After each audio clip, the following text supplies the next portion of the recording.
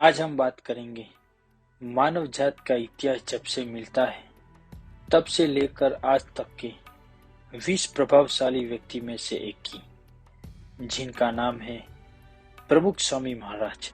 आज से 100 साल पहले सन 1921 में प्रमुख स्वामी महाराज का जन्म हुआ था गुजरात के छोटे से गांव चांसद में।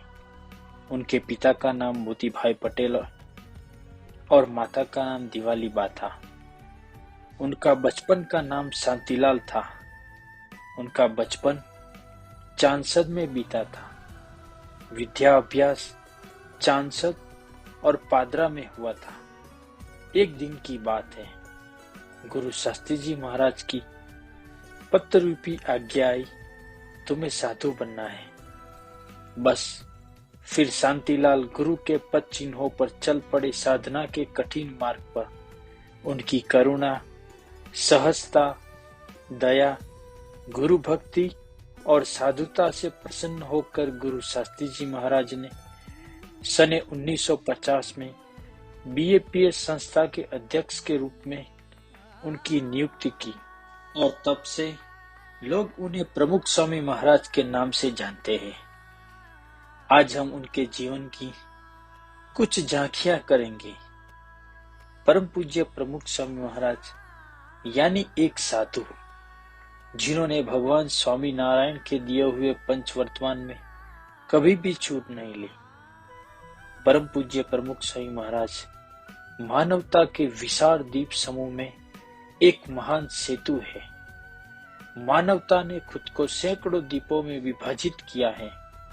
प्रमुख स्वामी महाराज इन विभिन्न द्वीपों को प्रेम के पुल बनाकर जोड़ रहे। 45 से ज्यादा देशों को अपने पद चिन्हों से पावन किया है। 2.5 लाख से ज्यादा घरों में पधरामनी की है। लेकिन भगवान स्वामी नारायण के दिए हुए निष्कामी वर्तमान में मेरु समय अड़क थे।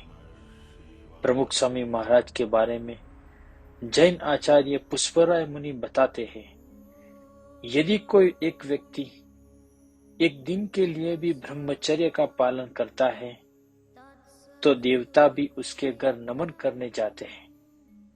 तो प्रमुख स्वामी महाराज ने जीवन भर ब्रह्मचर्य का पालन किया है। यह कहना अतिशयोक्ति नहीं होगी कि ब्रह्मचारी में प्रमुख स्वामी को प्रथम स्थान दो। ऐसे निष्कामी संत की आज जन्म शताब्दी मौके पर मन में ये पंक्तियां घुसती हैं। प्रमुख स्वामी की जन्म शताब्दी जग जय जयकार करे। प्रमुख स्वामी महाराज का एक विशिष्ट कार्य भारत की प्राचीन संस्कृति, परंपरा और आध्यात्मिकता को प्रकाश डालना था। उनके और युवाओं के अद्वितीय बंधन के कारण आज 1200 से ज्यादा अधिक युवाओं ने साधु बनकर संन्यास का मार्ग ग्रहण किया है। भगवान और समाज की सेवा के लिए और स्वयं सेवा के मूर्तिमान स्वरूप थे। उनका 51वां जन्मदिन मनाया जा रहा था। धर्मज गांव में खुशी का माहौल था। सबसे महत्वपूर्ण बात यह कि स्वामी जी के गुरुपद आने के बाद से यह पहली जन्म जयंती थी। लोग जल्दी उठकर समारोह में बैठ गए।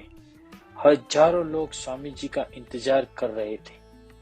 हरिभक्त दूर दूर से पधारे थे और स्वामी जी का अभिनंदन करने के लिए सभी विभिन्न प्रकार के फूलों और उपहारों के साथ स्वामी जी का स्वागत करने के लिए उत्सुक थे। दूसरी ओर स्वामी जी सुबह में दातुन से दांत साफ कर रहे थे। उसी समय देखा कि चौक में हरिभक्तों के दांत साफ किए हुए दातुन बिखरे हुए पाए। स्वामी जी ने किसी से कुछ नहीं बताया। स्नान करने वे स्नानागार में चले गए। स्वामी जी ने वहां लोगों ने बाहर फेंके गए दातुन उठा लिए और कूड़ेदान में फेंक दिए।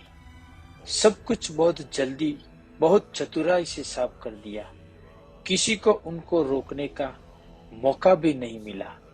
स्वामी जी भले ही मौखिक रूप से नहीं बोले थे, लेकिन उनका व्यवहार कई बात कहा जाता है। यह उनका भव्य जन्मदिन था, लेकिन स्वामी जी के लिए सेवा ही एकमात्र पर्व था। स्वामी जी ने सेवा का आनंद लिया। स्वामी जी की नस में बहता रक्त है सेवा, इसलिए अपने को दास समझते हैं। यही उनकी महानता है।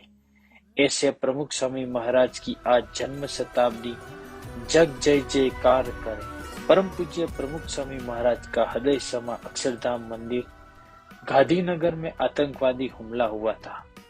वह समय बहुत कठिन था। पूरा देश आक्रोश में था। केवल प्रमुख स्वामी महाराज ही शांत थे।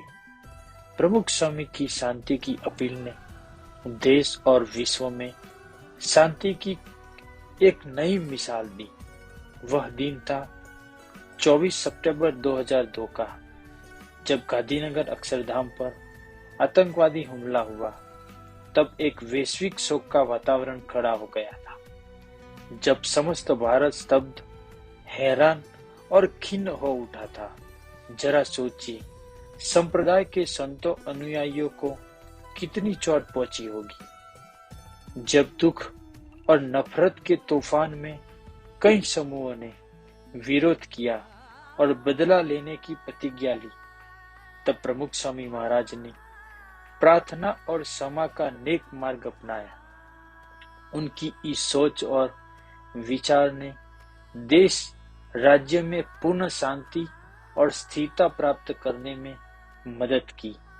उनकी उपस्थिति और व्यक्तित्व ने पूरे गुजरात और भारत में सकारात्मक शांति और स्थिरता की प्रेरणा दी।